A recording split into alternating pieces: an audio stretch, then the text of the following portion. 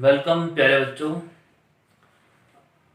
कुछ बच्चों की कुछ स्पेशल प्रॉब्लम आई हैं। They are saying that in NCERT we feel some problem in these topics like the magnetic property and coloration। तो प्यारे बच्चों, जो कॉम्प्लेक्स कंपाउंड्स हैं, कोऑर्डिनेट कंपाउंड जो चैप्टर हैं, उसमें हम मैग्नेटिक प्रॉपर्टी को अगर डिस्कस करें तो ओवरऑल कंक्लूजन तो हम डिस्कस कर चुके हैं। जिस टाइप के क्वेश्चन आते हैं वी हैव डिस्कस्ड। लेकिन ये था कि एनसीईआरटी की कुछ लाइंस में या एनसीईआरटी में जब ये टॉपिक रीड करते हैं तो उनको समझने में प्रॉब्लम है। तो इसको थोड़ा सा एक्सप्लेन करेंगे कि एनसीईआरटी में क्या लाइनें लिखी हैं और उनका क्या मीनिंग है प्रॉपरली। तो प्यारे बच्चों, जैसे हम टॉपिक लेते हैं magnetic property of the coordination compound. तो मैग्नेटिक प्रॉपर्टी का जो मीनिंग है वो तो सबको क्लियर होगा कि यहाँ पे वो हमसे ये पूछेंगे कि ये पैरामैग्नेटिक है या डायमैग्नेटिक है। तो प्यारे बच्चों, अगर अनपेयर्ड इलेक्ट्रॉन प्रेजेंट है तो उसको बोलते हैं पैरामैग्नेटिक है। If all the electrons are paired then we say it is a diamagnetic in nature. तो ये तो था इनका मीनिंग। अब इसमें मैं एनसीईआरटी को रीड कर रहा हूं। तो इसका जो रिजल्ट है, ये कह रहे हैं कि अनपेयर्ड इलेक्ट्रॉन से आता है। ये तो क्लियर है, मैग्नेटिक प्रॉपर्टी का रिजल्ट जो है अनपेयर्ड इलेक्ट्रॉन से आता है। तो उन्होंने क्या स्ट्रक्चर, कोऑर्डिनेट कंपाउंड ने क्या शेप ली है, क्या स्ट्रक्चर बनाया है, इलेक्ट्रॉन को किस तरीके से अरेंज किया है, कितने अनपेयर्ड इलेक्ट्रॉन है, कितने पेयर्ड इलेक्ट्रॉन है, इस बात पे डिपेंड करेगी। इसमें लिखा है critical study of the magnetic data of the coordination compound of the metal of the first transition series reveals some complication। ये कह रहे हैं कि पहली ट्रांजिशन सीरीज में कुछ कॉम्प्लिकेशंस हैं, मतलब कुछ प्रॉब्लम्स हैं, कुछ जैसा हम सोच रहे हैं कुछ ऐसा नहीं है, थोड़ा हटके है। इसमें कहा कि जैसे कि टाइटेनियम +3 को देखें, वेनेडियम +3 को देखें, क्रोमियम +3 को देखें। मैं लिख देता हूँ कि टाइटेनियम +3, वेनेडियम +3 एंड क्रोमियम +3 ये यहाँ पे बने हैं। Titanium +3, vanadium +3 and chromium +3। अगर प्यारे बच्चों हम इस बात को समझें तो इसको हम क्या कह सकते हैं कि यहाँ पे डी में 1 इलेक्ट्रॉन है, यहाँ पे डी में 2 इलेक्ट्रॉन है और यहाँ पे डी में 3 इलेक्ट्रॉन है। प्यारे बच्चों, अगर देखें डी के पास तो 5 ऑर्बिटल होते हैं और अगर 1 है तो 1 यहाँ आ जाएगा, अगर 2 है बच्चों तो 2 यहाँ आ जाएंगे, अगर 3 है तो ये 3। ये क्रोमियम के लिए हो गया। वेनेडियम +3 के लिए क्या है, ये है। टाइटेनियम +3 के लिए क्या बच्चों, ये है। तो ये कह रहे हैं कि ऐसा यहां तक कोई प्रॉब्लम नहीं है, क्योंकि जैसे ही ऑक्टाहेड्रल कॉम्प्लेक्स भी बनता है। ऑक्टाहेड्रल कैसे बनता है बच्चों, sp3d² या कहें d²sp3, इससे बनता है। यानी या तो डी आगे आएंगे या डी पीछे जाएंगे। तो प्यारे बच्चों, अगर डी आगे आएंगे तो मोस्टली क्या होता है, ये वाले डी उनको चाहिए, ये वाले डी चाहिए उनको। तो ये वाले डी तो यहाँ ऑलरेडी एम्प्टी है इनके अंदर। जैसे इसमें डी में बनता है, इसमें डी में 2, डी में 3, ये वाले तो ऑलरेडी एम्प्टी है। आगे क्या आता है, डी के बाद एस और फिर क्या आता है बच्चों, पी। तो ऑक्टाहेड्रल बड़ी इजीली यहाँ पे अकोमोडेट हो जाता है कि आगे वाले dsp3 अगर वो आना चाहते हैं, इनर ऑर्बिटल में कॉम्प्लेक्स बनाना चाहते हैं, इसको इनर ऑर्बिटल कॉम्प्लेक्स बोलते हैं, जब वो अंदर वाले डी को यूज कर रहे हैं। तो ये बड़ा इजीली इनके अंदर इनर ऑर्बिटल कॉम्प्लेक्स बना सकते हैं ऑक्टाहेड्रल के अंदर। 2 ये, 1 ये और 1 3 ये पी के यूज करते हैं। तो बच्चों, इनमें कोई प्रॉब्लम नहीं है। ये कह रहे हैं कि कॉम्प्लिकेशंस कब बनती हैं। कॉम्प्लिकेशन आती हैं जैसे कि क्रोमियम +2, मैंगनीज +3 और मैंगनीज +2, Fe+3। ये एनसीईआरटी में देखते रहिए बेटा। इस वीडियो को देखते हुए अपनी एनसीईआरटी को ओपन कर लीजिए। डी में 4, डी में 4 इलेक्ट्रॉन है, क्रोमियम +2, मैंगनीज +3, और डी में 5 कब है, जब मैंगनीज +2 है या Fe+3 है। यहाँ पे डी में 5 है, Fe+2 में डी में 6 है, कोबाल्ट +3 में डी में 6 है। तो प्यारे बच्चों ये देखने में आया है कि जैसे हम क्रोमियम की बात करें तो डी में 4 है, तो डी में 4 मतलब यहाँ पे 4 इलेक्ट्रॉन, 1 2 3 4 ऐसे हो गए।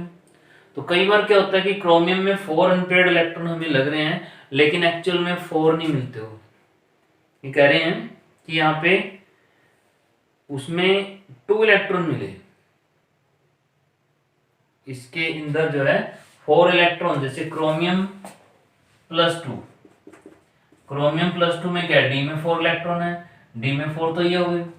ये कह रहे हैं कि डी में 4 नहीं मिले, डी में 2 मिले। क्यों मिले? क्योंकि कई बार स्ट्रॉन्ग लिगेंड आ जाते हैं, और स्ट्रॉन्ग लिगेंड क्या करते हैं, इनको पुश करते हैं, और जैसे इनको पुश करेंगे तो इनको इस साइड जाना पड़ेगा। This is the situation. अगर प्यारे बच्चों डी में 5 होता है तो डी में 5 क्या लग रहा है, डी में 5 ये सिचुएशन है। तो यहाँ अगर स्ट्रॉन्ग लिगेंड आ जाता है तो वो इस जगह को खाली जरूर करवाएगा स्ट्रॉन्ग लिगेंड, और ये 2 इलेक्ट्रॉन फिर यहाँ शिफ्ट होंगे। अब सोच रहे थे कि हम 5 अनपेयर्ड होंगे, but there is only 1 unpaired, तो ये कॉम्प्लिकेशंस आ रही हैं। प्यारे बच्चों अगर किसी के पास 6 इलेक्ट्रॉन होते हैं तो क्या सोचते हैं, ये डबल, सिंगल सिंगल सिंगल और सिंगल। फिर बच्चों अगर लिगेंड स्ट्रॉन्ग आ जाता है तो क्या है, इनको खाली स्पेस करना पड़ता है, और ये इलेक्ट्रॉन इस साइड शिफ्ट हो जाते हैं, और ऐसा करने से देखिए इनके पास कोई इलेक्ट्रॉन ही नहीं बचा। तो प्यारे बच्चों अगर स्ट्रॉन्ग लिगेंड है तो वो पेयर करता है, और वो अपनी ऑक्टाहेड्रल ज्योमेट्री ऐसे करके बनाता है। तो उसको ऐसा करने के लिए कई बार स्पेस यहां बनाना पड़ता है। तो इस टाइप की कॉम्प्लिकेशंस हैं यहाँ पे। अब प्यारे बच्चों इसके अंदर जिसमें डी में 6 थे उसमें क्या है, पहले तो अनपेयर्ड थे, डी में 6 थे जिसके 4 अनपेयर्ड थे, लेकिन जैसे पुश किया तो देखा कि यहाँ तो कोई अनपेयर्ड ही नहीं है, ऑल आर द पेयर्ड। तो प्यारे बच्चों ये डायमैग्नेटिक में चला जाता है। तो आगे देखिए next paragraph, magnetic data agree with the maximum spin pairing in many cases, कि इसमें जो है स्पिन पेयरिंग हो जाती है, कई केसेस में पेयर अप हो जाते हैं, गहरे पेयर अप हो जाते हैं, इसका रीजन बता रहे हैं। तो जैसे स्पीशीज विद डी में 4 डी में 5 are the complications, manganese CN6। ये देखिए मैंगनीज CN6 यहाँ पे पेयरिंग हुई है, मैंगनीज CN6, CN क्या बच्चों, स्ट्रॉन्ग लिगेंड है, यहाँ पे ये पेयरिंग करेगा MnCl6। तो प्यारे बच्चों यहाँ पे क्या देख रहे हैं, Mn के अंदर कि there is has the magnetic moment of the 2 unpaired electron, while the MnCl6 has the paramagnetic moment of the 4 unpaired electrons। ये कह रहे हैं कि MnCl6 में और MnCN6 में दोनों में डिफरेंट है। Cn यहाँ पे स्ट्रॉन्ग है बच्चों, पेयरिंग कर देता है, जब पेयरिंग करता है तो इसके पास अनपेयर्ड इलेक्ट्रॉन कितने थे, Cn पे 1 माइनस होता है, तो बच्चों -6 और -3, ये +3 का केस है। तो मैंगनीज के पास यहाँ पे डी में जो है 4 इलेक्ट्रॉन यहाँ प्रेजेंट है, डी में 4 इलेक्ट्रॉन प्रेजेंट है। तो डी में 4 होना मीन्स यहाँ तक आना, फिर Cn तो स्ट्रॉन्ग है वो इसको खाली करवाएगा, डी में फिर ये वाला इलेक्ट्रॉन कहाँ जंप कर देगा, ये वाला इलेक्ट्रॉन जो यहाँ था 4th इलेक्ट्रॉन वो यहाँ आ जाएगा। अब ये स्पेस खाली हो गया क्योंकि Cn स्ट्रॉन्ग लिगेंड है और उसने ऐसा किया। ये करें MnCl6 ने ऐसा नहीं किया, MnCl6 में अगर ऐसा था तो उसने ऐसा नहीं किया, इनको पेयर अप नहीं किया, क्योंकि जो क्लोरीन है प्यारे बच्चों मैंने बताया है कि वो वीक लिगेंड है, वो कभी इसको पुश नहीं करेगा, तो ये 4 के 4 अनपेयर्ड इलेक्ट्रॉन उसमें दिखाई देंगे। तो प्यारे बच्चों नेक्स्ट एग्जांपल देखिए, FeCN6 has the magnetic moment of the single unpaired electron. कह रहे हैं FeCN6 minus 3, FeCN6 minus 3 ये है। तो यहाँ पे क्या है, Fe की क्या ऑक्सीडेशन स्टेट है बच्चों, तो Fe यहाँ पे +3 है, मतलब इसमें D में 6 और S में 2 इलेक्ट्रॉन होते हैं, 3 इलेक्ट्रॉन चले गए, तो इसमें कितने बचे बच्चों, D में 5 इलेक्ट्रॉन बचते हैं। तो FeCN6 है the magnetic moment of the single unpaired electron. ये कह रहे हैं कि इसकी जब मैग्नेटिक मोमेंट देखें तो वो तो सिंगल इलेक्ट्रॉन वाली आती है तो 5 अनपेयर्ड, लेकिन इसकी मैग्नेटिक मोमेंट सिंगल इलेक्ट्रॉन वाली आ रही है कि एक ही अनपेयर्ड है। ये कैसे हो सकता है? फिर इसने क्या किया बच्चों, देखो है तो D में 5, लेकिन ये जो CN6 है ये स्ट्रॉन्ग लिगेंड है, ये इसको क्या करता है, ये इसको पेयर अप कर देगा। ये CN खुद आएगा, यहाँ पे CN अपने इलेक्ट्रॉन लेके आएंगे और ये इलेक्ट्रॉन यहाँ पे शिफ्ट हो गए। D में कितने थे, 5 थे बच्चों, तो ये यहाँ से आ गया, एक यहाँ से आ गया, तो ओनली क्या बचा, सिंगल इलेक्ट्रॉन। तो स्ट्रॉन्ग लिगेंड ने काम किया। मीन्स ये बात मैं पहले ऑलरेडी पिछले टॉपिक में बता चुका हूँ कि स्ट्रॉन्ग लिगेंड हमेशा पेयरिंग करेगा और वीक लिगेंड पेयरिंग कभी नहीं करेगा। मैंने बताया कि फ्लोरीन, क्लोरीन, ब्रोमीन, आयोडीन को याद रखना है, these are the weak ligands, और CO and CN are the strong ligand, they always pair the electrons। तो प्यारे बच्चों, इसमें यही चीज एक्सप्लेन कर रहे हैं कि Fe(F6) has the paramagnetic and 5 unpaired. कह रहे Fe(F6) इसमें कितना था, सिंगल इलेक्ट्रॉन मिला। देखिए सिंगल क्यों मिला, क्योंकि पेयर अप हो गए थे। कह रहे बच्चों अगर ये तो 6 थे ना CN, अगर 6 को 6 दिखाना है तो ऐसे यहां तक हम चले जाएंगे, फिर 2 ये और 4 ये कह रहे हैं कि फिर F6 की अगर बात करें हम -3, यहाँ पे 5 अनपेयर्ड इलेक्ट्रॉन है, क्योंकि प्यारे बच्चों ये वीक लिगेंड है, ये इसको पेयरिंग नहीं करेगा। इसमें जो इलेक्ट्रॉन्स हैं वो एज इट इज हमें दिखेंगे ऐसे। जो फ्लोरीन 6 है प्यारे बच्चों, वो आगे की तरफ जाएंगे, जैसे S में आ गए, P में आ गए, इसके बाद क्या आ गया, D आ गया, D स्टार्ट हो गया तो उसमें आएंगे, तो इसकी हाइब्रिडाइजेशन बनेगी sp3d²। इसको बोलते हैं outer orbital complex, outer orbital complex. तो प्यारे बच्चों यहाँ पे जो बात कर रहे हैं, यही बात चल रही है इसमें कि थोड़ा सा unpaired electron, paired electron count करते हुए कॉम्प्लिकेशंस आ रही हैं कॉम्प्लेक्स कंपाउंड के अंदर। तो वो कॉम्प्लिकेशंस क्यों आई, वो स्ट्रॉन्ग लिगेंड की वजह से आई बच्चों। और स्ट्रॉन्ग लिगेंड जैसे CO और CN ध्यान रखने हैं, ऑलवेज 100% पेयरिंग करेंगे। अमोनिया भी कई बार आ जाता है। अगर अमोनिया ऑक्टाहेड्रल में, देखो 6 केस है जिसमें 6 बॉन्ड बनाने हैं, तो पहले बच्चों 6 बॉन्ड में इस बॉन्ड को इंक्लूड करने की सोचता है। अगर 4 बनाने हैं उसको तो कोई प्रॉब्लम नहीं है, S खाली है, P खाली है, 4 बना लेगा, टेट्राहेड्रल बना लेगा। अगर उसको 6 बनाने हैं और वो स्ट्रॉन्ग में है, तो प्यारे बच्चों यहां जगह बनाने की सोचेगा, उनको पेयर अप करने की सोचेगा और करेगा। अगर प्यारे बच्चों वीक है, फ्लोरीन, क्लोरीन, ब्रोमीन, आयोडीन है, वो वीक है, तो वो ऐसा नहीं करेगा। चाहे यहाँ पे इलेक्ट्रॉन कैसे भी हैं, पेयर्ड एंड पेयर्ड, इनको टच नहीं करेगा, वो पेयर अप नहीं कर सकता। तो ये कॉन्सेप्ट है यहाँ मैग्नेटिक प्रॉपर्टी में, थोड़ा सा जो डिफरेंट यहाँ पे मिला है। तो प्यारे बच्चों ये ऑलरेडी हम वैलेंस बॉन्ड थ्योरी के अंदर डिस्कस कर चुके थे, तो वही कॉन्सेप्ट इसमें अलग से बताया हुआ है मैग्नेटिक प्रॉपर्टी के अंदर कि जो अनपेयर्ड इलेक्ट्रॉन है वो स्ट्रॉन्ग लिगेंड थोड़ा सा इसमें डिस्टरबेंस कर देते हैं।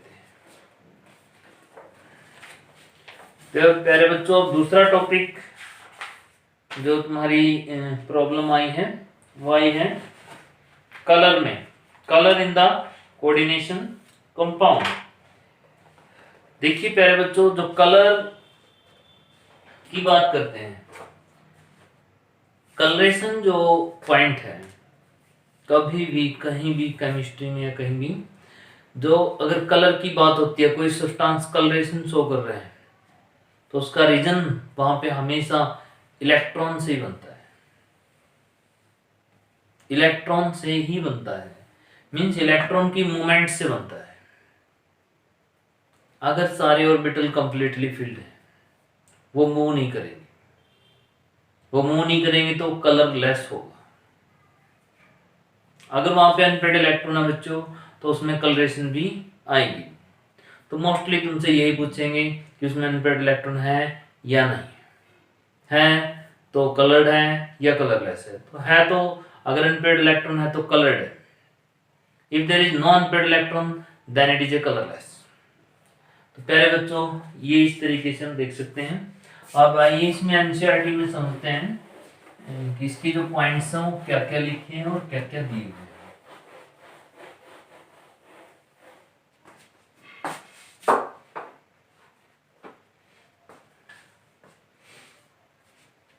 पहले तो ये समझिए कि कॉम्प्लेक्स कंपाउंड में जो हम बात करते हैं डी को, कि डी ऐसा नहीं होता। डी की स्प्लिटिंग होती है बच्चों, कुछ डी नीचे आ जाते हैं, कुछ डी ऊपर चले जाते हैं। ऐसा कुछ डी ऑर्बिटल अपने आप को स्प्लिट करते हैं। और स्प्लिटिंग कब होती है प्यारे बच्चों? जब लिगेंड्स आता है तभी स्प्लिटिंग होती है। अगर लिगेंड नहीं आया, उस एटम ने कोई रिएक्शन नहीं करी, कोऑर्डिनेट बॉन्ड नहीं बनाया बच्चों, तो वहां पे ऐसी स्प्लिटिंग नहीं होती है। तो प्यारे बच्चों, ये स्प्लिटिंग कब पढ़ते हैं हम? कोऑर्डिनेट कंपाउंड में ही पढ़ते हैं। जब कोऑर्डिनेट कंपाउंड बनते हैं, लिगेंड आते हैं, स्प्लिटिंग होती है। तो यहां पे स्प्लिटिंग है तो लिगेंड है, लिगेंड के आने से ऐसा हुआ है। तो अब देखिए यहाँ पे कलर का रीजन क्या बनता है बच्चों? यहाँ पे कुछ इलेक्ट्रॉन्स हैं, देखिए। तो ऐसे कुछ इलेक्ट्रॉन है, कुछ भी हो सकते हैं यहाँ पे इलेक्ट्रॉन। हो सकता है कि ऊपर भी सिंगल सिंगल पहुंचे, नहीं भी पहुंचे। अगर ये गैप लार्ज है तो पहले नीचे वाला फील्ड होगा, फिर ऊपर जाएंगे। अगर गैप कम है तो ये ऊपर भी जा सकते हैं। तो प्यारे बच्चों, जब बाहर से एनर्जी मिलती है इलेक्ट्रॉन्स को, लोअर डी वालों को, तो दे विल एक्साइट, वो पहुंच के ऊपर पहुंच जाते हैं, ऊपर वाले ऑर्बिटल में चले जाते हैं। They gain some energy, they gain some energy. इन्होंने कुछ को गेन किया, कुछ को गेन किया। अब गेन करने के बदले में क्या हुआ? फिर लॉस भी हुआ, कुछ एनर्जी को लॉस भी कर दिया, कुछ एनर्जी को रिफ्लेक्ट भी कर दिया। कुछ को ऑब्जॉर्व किया, कुछ को रिफ्लेक्ट किया। तो जिसको ऑब्जॉर्व किया, रिफ्लेक्ट किसको करेगा? वो कॉम्प्लीमेंट्री कलर को रिफ्लेक्ट करेगा। तो पहले बच्चों, जो लॉस हुई एनर्जी, ये जो लॉस एनर्जी है, इसकी एनर्जी जो है वो विजिबल रीजन में लाई करती है बच्चों, विजिबल रीजन में लाई करती है। तो विजिबल, ये हम प्लस वन में पढ़ते हैं कि जहां भी लाइट अपीयर हो रही है, कलर दिख रहे हैं, इसका मतलब वो एनर्जी विजिबल है। तो देखिए, इस इलेक्ट्रॉन ने कुछ एनर्जी को गेन किया, गेन करके एक्साइट हो गया, लेकिन साथ में इसने कुछ एनर्जी को रिफ्लेक्ट भी किया। और जो रिफ्लेक्टेड एनर्जी है, that lie in the visible region, और इसलिए क्या करते हैं? कलरेशन शो करते हैं। तो प्यारे बच्चों, हम तो सिर्फ यही कहेंगे कि अगर अनपेड इलेक्ट्रॉन है तो वो कलरेशन शो करेगा। अगर कहीं पे इलेक्ट्रॉन पेयर्ड है तो वो कलरेशन शो नहीं करेगा, वो कलरलेस होगा। तो अब देखिए बच्चों, तो कलर का रीजन कहां से आया है? डी डी के ट्रांजिशन से आया है, डी डी के ट्रांजिशन से आया है। ये डी डी ट्रांजिशन होता ही कब है? जब लिगेंड्स आते हैं, जब कोऑर्डिनेट बॉन्ड बनते हैं, तभी यहाँ पे कलर अपीयर होते हैं। अब ध्यान से देखना बच्चों कि यहाँ पे जो बात हो रही है, तुम्हें कुछ कलर दिखाए गए एनसीईआरटी के अंदर कि देखिए इसने कहा कि colour of the light absorb, इसने कौन से कलर को ऑब्जॉर्ब किया, इसने येलो को ऑब्जॉर्ब किया। तो फिर रिफ्लेक्ट किसको किया, रिफ्लेक्ट इसने वॉयलेट को किया। जब रिफ्लेक्ट इसने ब्लू ग्रीन को किया, तो नहीं ऑब्जॉर्ब ब्लू ग्रीन को किया, तो रिफ्लेक्ट किसको किया, रेड को किया। जब इसने ब्लू को ऑब्जॉर्ब किया, तो बच्चों रिफ्लेक्ट किसको किया, येलो ऑरेंज को किया। तो ऐसा कुछ पर्टिकुलर कुछ हम ये कैसे याद रखें कि ये कॉम्प्लीमेंट्री कलर याद कैसे रखने हैं। देखिए बच्चों, अगर कॉम्प्लीमेंट्री कलर याद रखने हैं, ये याद रखने वाली बातें बहुत कम एग्जाम में पूछते हैं, मीन्स ऐसा नहीं आता है, ऐसा क्वेश्चन नहीं बनता है कि वो पूछेंगे। लेकिन जब इसको हम पढ़ रहे हैं तो इसको क्लियर करेंगे। जैसे मैं लिख देता हूँ विब्ग्योर, VIBGYOR। देखिए, तो प्यारे बच्चों, इसने स्टार्टिंग में कहा कि येलो कलर का कॉम्प्लीमेंट्री वॉयलेट है, येलो का कॉम्प्लीमेंट्री वॉयलेट है येलो। तो इसके फोर्थ पे जाइए, फोर्थ पे। वैसे तो कुछ ऐसे होता है जो अपोजिट होता है ना, वही कॉम्प्लीमेंट्री होता है, लेकिन थोड़ा सा ये 7 हो गए ना, अगर 6 होते एग्जैक्ट तो कॉम्प्लीमेंट्री बनते हैं इनके। तो मैंने ये बात एक ड्राइंग टीचर से भी डिस्कस करी थी कि कलर्स का क्या सिस्टम है।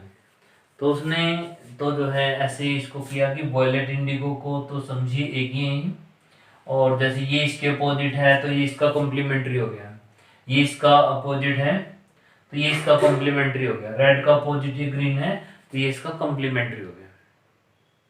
लेकिन प्यारे बच्चों, ये वॉयलेट और इंडिगो जो तुम्हारी बुक में एनसीईआरटी में जो दिए हैं, वो थोड़ा सा लिटिल डिफरेंस यहाँ पे है कि येलो का अगर कॉम्प्लीमेंट्री बताना हो तो इसके फोर्थ नंबर पे देखिए क्या है, 1 2 3 4, ये वॉयलेट है इसका कॉम्प्लीमेंट्री। अब चेक करते हैं नेक्स्ट को कि जैसे ब्लू का येलो ऑरेंज है, ब्लू का येलो ऑरेंज है, ब्लू है 1, ऐसे घूमना है, ऐसे ब्लू 1 2 3 4। देखिए ब्लू का ऑरेंज बोल रहा है, येलो ऑरेंज, तो ऑरेंज आ गया। क्लियर बच्चों। नेक्स्ट देखिए, इसने रेड का ब्लू बोला, रेड का ब्लू, रेड रेड 1 2 3 4, तो जो फोर्थ नंबर पे आ जाए ना वो उसका कॉम्प्लीमेंट्री हो गया। ऐसे याद रख लो तुम, लेकिन ऐसा क्वेश्चन पूछेंगे नहीं, लेकिन टॉपिक में है, जो इन बच्चों ने कहा है कि इसमें कुछ प्रॉब्लम आई है, लर्न करना, तो इस तरीके से हम इसको लर्न कर सकते हैं। तो प्यारे बच्चों, कॉम्प्लीमेंट्री कलर बता सकते हो जो जिसके बारे में पूछे, जैसे ग्रीन का है, ग्रीन का क्या बनेगा, 1 2 3 4, रेड बनेगा। ऐसे हम बताएंगे, फोर्थ नंबर पे जो भी है उसको बता दो, उसको खुद को भी काउंट करना है, 1 2 3 4, फोर्थ पे जो आएगा वही उसका कॉम्प्लीमेंट्री होगा। तो प्यारे बच्चों, कॉम्प्लीमेंट्री कलर इस तरीके से देख सकते हैं, मीन जो कलर ये ऑब्जॉर्व करेगा उसका कुछ कलर ये रिफ्लेक्ट भी करेगा, और रिफ्लेक्ट कॉम्प्लीमेंट्री को करेगा। जैसे इसने ब्लू को अगर ऑब्जॉर्व किया तो ये ऑरेंज को रिफ्लेक्ट करेगा, अगर येलो को इसने जो है ऑब्जॉर्व किया तो ये वॉयलेट को रिफ्लेक्ट करेगा। तो प्यारे बच्चों, इस तरीके से इसमें कलरेशन बनती है। आगे देखिए, एनसीईआरटी में कुछ और लिखा है, उसको हम पढ़ते हैं। तो शुरू में समझाया कि इलेक्ट्रॉन ये कलर क्यों आते हैं, क्योंकि ये इलेक्ट्रॉन जो है एक्साइट करते हैं।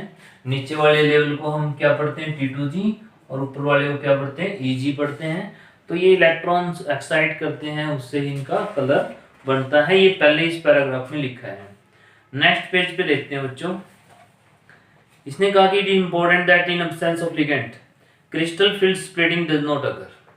अगर लिगेंड्स नहीं होंगे तो क्रिस्टल फील्ड स्प्लिटिंग नहीं होगी, अगर लिगेंड्स नहीं होंगे तो क्रिस्टल फील्ड स्प्लिटिंग नहीं होगी। Hence the substance is colourless. फिर उस केस में अगर लिगेंड नहीं है, सिंपल है, तो वहां पे कलर भी नहीं दिखेगा इनका। तो प्यारे बच्चों अगर लिगेंड नहीं है इनके साथ तो उनका कलर भी नहीं दिखेगा। जैसे एक एग्जांपल इन्होंने दिखाया है कि कॉपर सल्फेट, कि तुम्हारी लैब में जो कॉपर सल्फेट है वो कैसे कलर का है? प्यारे बच्चों वो सबको पता है कि वो ब्लू कलर का है। ये कह रहे हैं कि वो कॉपर सल्फेट को अगर ध्यान से देखो तो उसका फॉर्मूला ये है कॉपर सल्फेट 5H2, यानी वाटर उसके साथ है। और वाटर क्या कर रहा है? वाटर उसके साथ कोऑर्डिनेट बॉन्ड से कनेक्ट है। Water is connected with the coordinate bond with the copper. तो इसने लिगेंड है वाटर और इसने स्प्लिटिंग करी है और इसलिए यहां कलर आया है ब्लू। अगर हम इस कॉपर सल्फेट को हीट कर दें और इसमें से सारा वाटर निकाल दें बाहर तो हमारे पास क्या बचेगा? कॉपर सल्फेट जो कि वाइट कलर का है। ये एक्टिविटी हम 9th क्लास में पढ़ते हैं कि कॉपर सल्फेट को अगर हीट कर दें 9th और 10th में तो उसमें जो ब्लू कलर है बच्चों उसका वाइट कलर में चेंज हो जाता है, क्योंकि अब इसके कोऑर्डिनेट बॉन्ड बनाने वाले जो वाटर मॉलिक्यूल्स हैं वो अब इसके पास नहीं है। मीन्स लिगेंड आएंगे तो गैप बनेगा, गैप बनेगा तो कलरेशन प्रेजेंट होगा।